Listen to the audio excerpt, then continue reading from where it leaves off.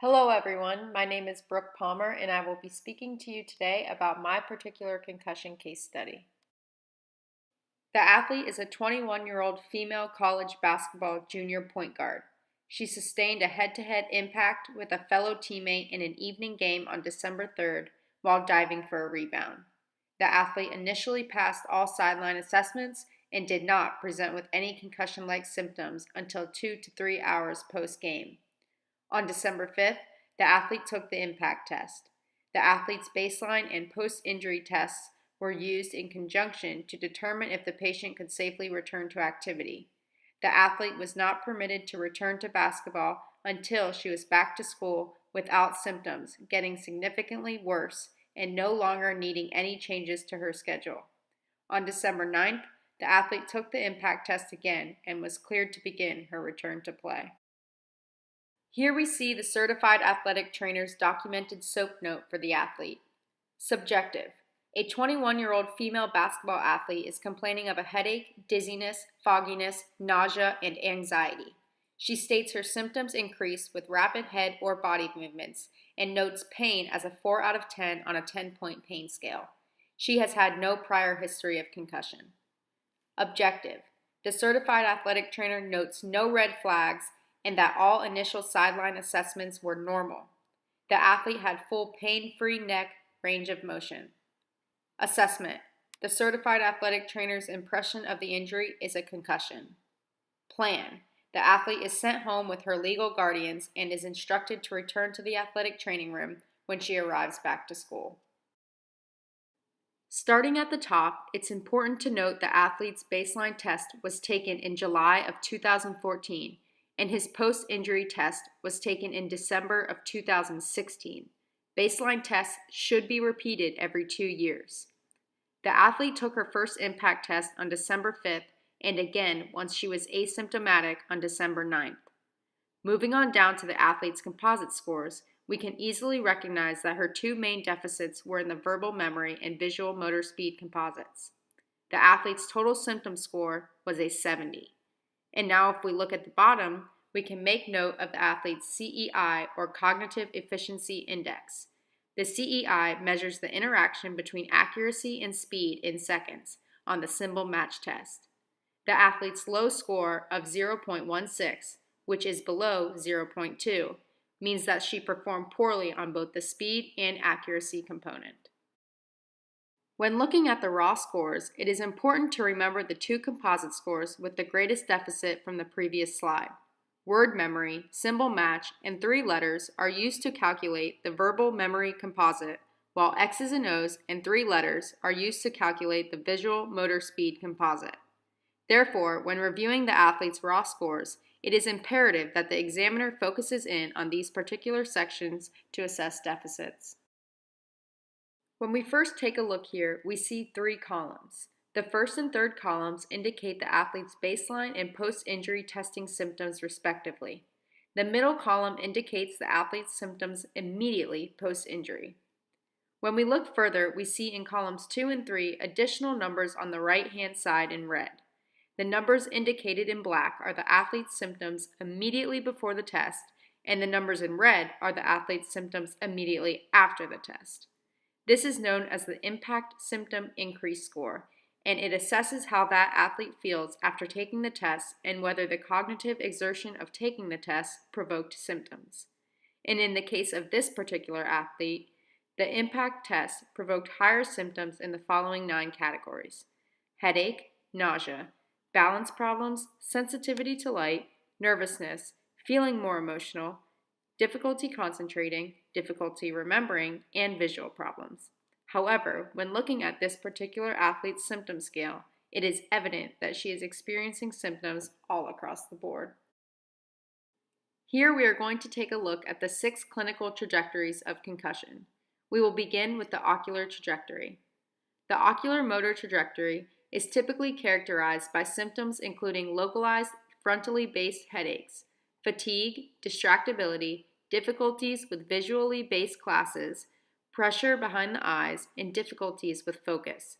These patients may report difficulties with extended time in front of computer screens or while reading. The cognitive fatigue trajectory is typically characterized by symptoms including fatigue, decreased energy levels, nonspecific headache, and potential sleep disruption, usually experienced as an increase in symptoms towards the end of the day. The patient whose symptoms fit the cognitive fatigue trajectory will often have difficulties concentrating and may describe an increased headache with cognitive activity. The International Headache Society defines a post-traumatic migraine as a unilateral, moderate to severe intensity headache following a head trauma with a pulsating quality that is associated with nausea and photosensitivity and/or phonosensitivity and is often aggravated by physical activity. Patients who are conceptualized within the migraine trajectory typically experience this type of headache intermittently, although in more severe cases, the headache may be chronic and consistent.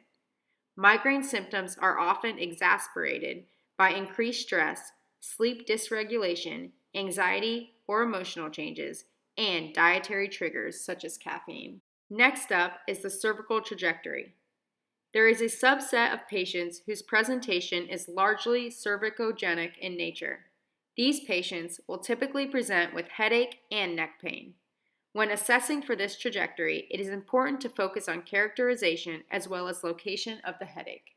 The anxiety/mood trajectory is typically characterized by an overall increase in anxiety, including reflective thoughts, hypervigilance, feelings of being overwhelmed, sadness, and/or hopelessness. Patients presenting with anxiety may also report sleep disturbance that is sometimes caused by an inability to quiet their minds, or simply stop thinking and worrying. Oftentimes, patients will be unable to accurately identify or characterize feelings of anxiety, as the symptoms of anxiety manifest through headache, feeling foggy, dizzy, or fatigued. And last, but certainly not least, the vestibular trajectory.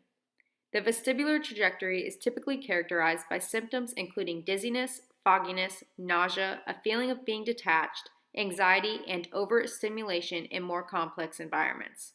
These patients will often describe an increase in symptoms when in busier, more stimulating environments.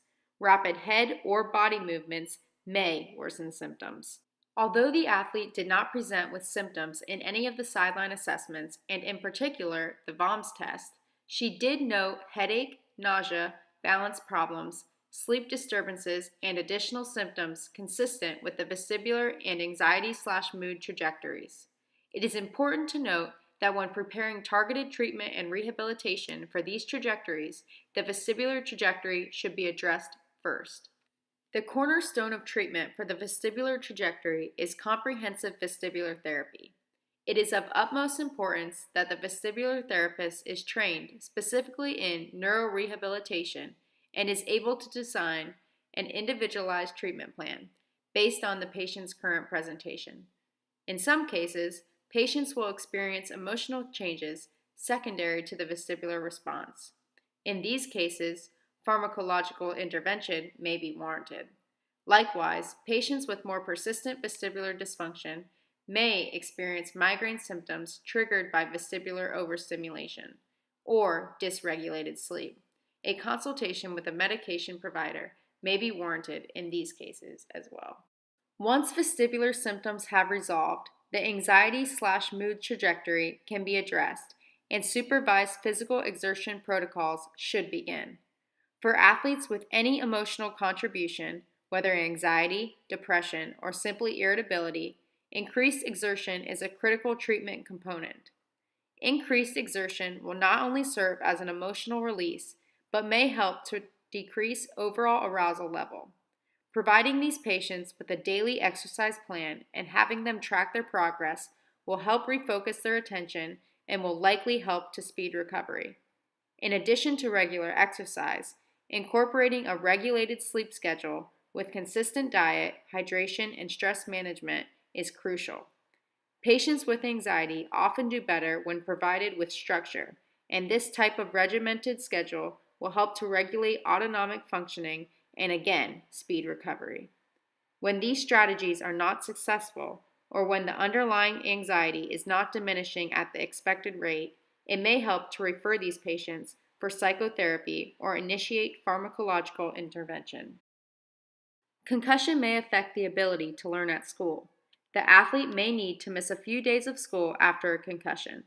When going back to school, some athletes may need to go back gradually and may need to have some changes made to their schedule so that concussion symptoms do not get worse.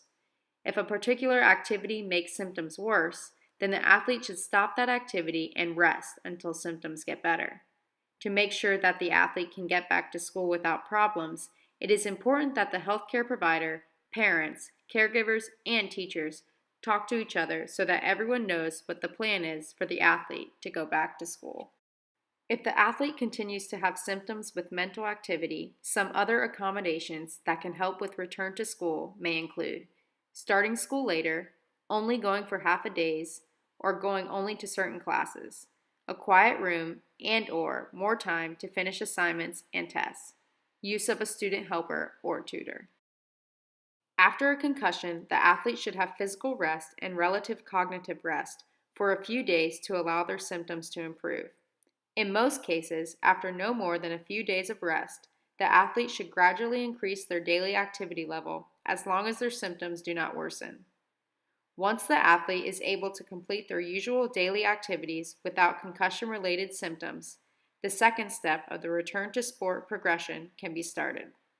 The athlete should not return to play until their concussion-related symptoms have resolved and the athlete has successfully returned to full academic activities. When returning to sport, the athlete should follow a stepwise, medically managed exercise progression with increasing amounts of exercise. In this 6-step strategy, it would be typical to have 24 hours or longer for each step of the progression. If any symptoms worsen while exercising, the athlete should go back to the previous step.